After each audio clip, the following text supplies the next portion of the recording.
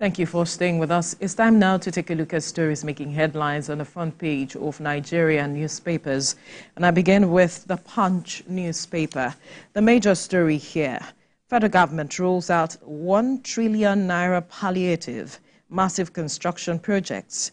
And the riders there: 3.7 million families to get 540 billion naira grants, 155 billion naira for assorted foods, others.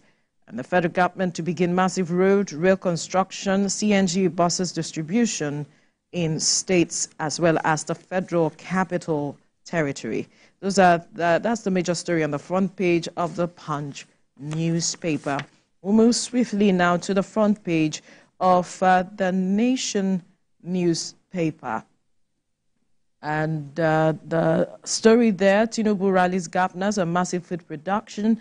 President backs urgent result-oriented agric plan. Some stories you find on the front page of the Nation newspaper. To the salient times now: Tinubu attends NEC as the National Executive Council meeting as council silent on minimum wage, urges governors to meet targets on food security.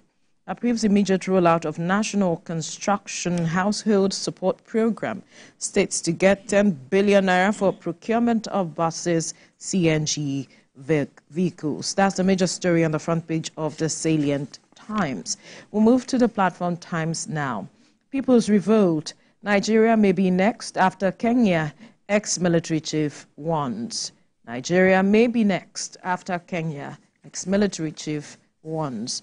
That's the major story on the front page of the Platform Times. To the Blueprint now: troops eliminate 2,245 terrorists, arrests 3,682 in second quarter of 2022.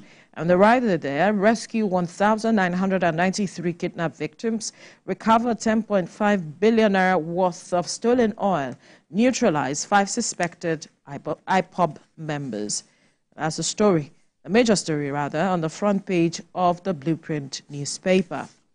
And to the Leadership newspaper: despite fresh talks, ASU adamant on strike. Varsities chapters mobilized for action, say will not allow federal government to destroy university system. You find a story on page 7 of the Leadership newspaper.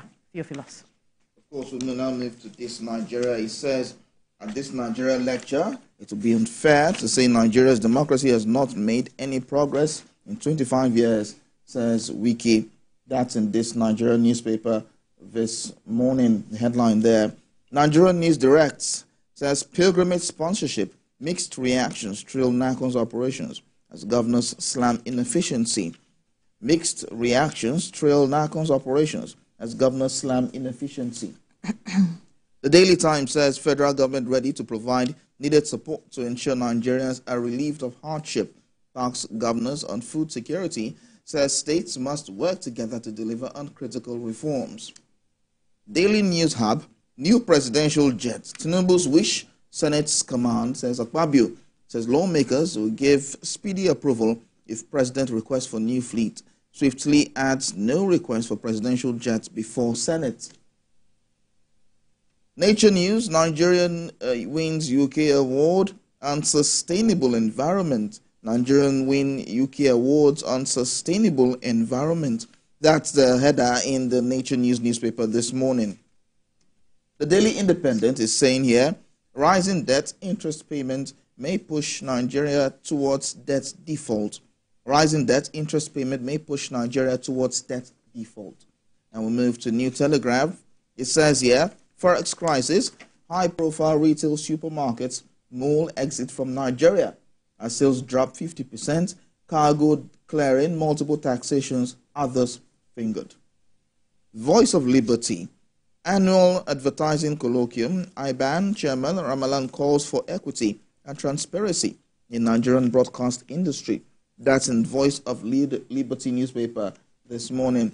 And finally, in Sporting Life, Okoye regrets 2021 AFCON blunder. Says it still pains me till today. Wishes it had been different. Happy to be first choice as Udinese. That's in the Sporting Life newspaper this morning. All right. I believe our viewers have been updated with the major headlines. You can pick any paper for more details on